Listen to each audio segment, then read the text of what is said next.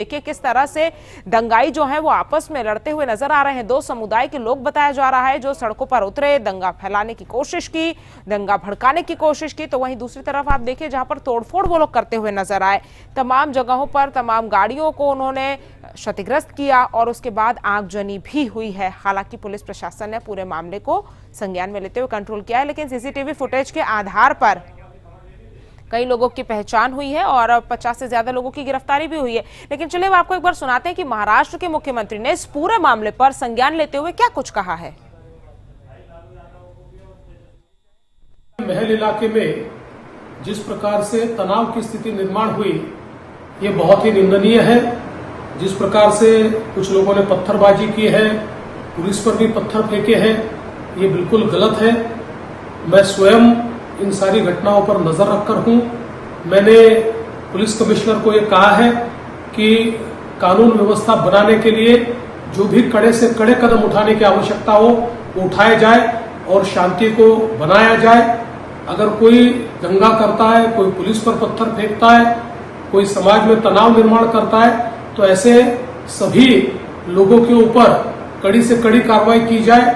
और मैं सभी को अपील करता हूं कि नागपुर एक बहुत ही शांति प्रिय इस प्रकार की नगरी है कि शांति भंग न हो, इस प्रकार से सभी लोगों ने व्यवहार और बर्ताव करना चाहिए। और कोई भी अगर इस प्रकार से तनाव निर्माण करने का प्रयास करेगा तो उसके ऊपर बहुत कड़ी कार्रवाई की जाएगी। See, government is handling a situation very well, and why this burning, all such things, they should do it. It is not it is not that because it is BJP led, how many rights have been taken place during the Congress rule. That also they should understand. It is not this party or that party. Whoever has done wrong, government of Maharashtra is taking action on that. Just सुबह अभी पहुंचा हूं, ये पूरा तय किया हुआ सभी विषय हुआ था। सुबह का एक आंदोलन हुआ, उसके बाद गणेशपेट पुलिस स्टेशन के विषय हुआ और वो शांत हुआ।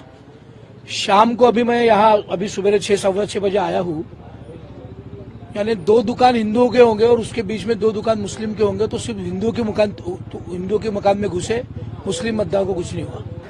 क्योंकि इस देश में औरंगजेबी सोच तो वैसे भी समाप्त प्राय रही है। ये तो विपक्ष का सुगुफा है कि वो औरंगजेबी सोच को बार बार जीवित करती है, क्योंकि औरंगजेब का जिन्न जैसे जैसे निकालती है वैसे वैसे वो वोट का पोलराइजेशन करती है।